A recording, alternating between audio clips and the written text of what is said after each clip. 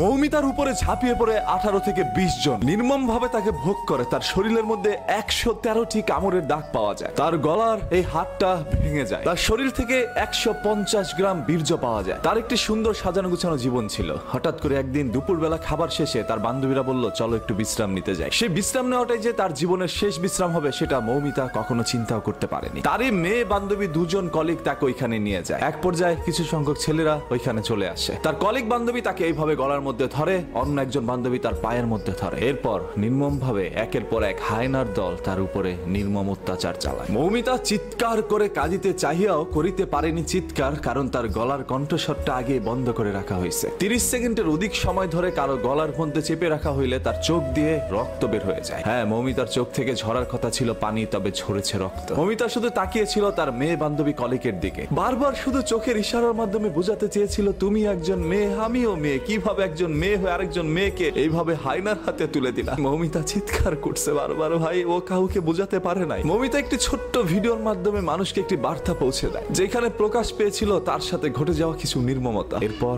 তাকে এই দুনিয়া থেকে সরিয়ে দেওয়া হয়। মৌমিতার সেই ভিডিওর বর্ণনা যদি আপনারা একবার দেখেন, তাহলে আপনাদের চোখ থেকে অশ্রু ঝরে যাবে।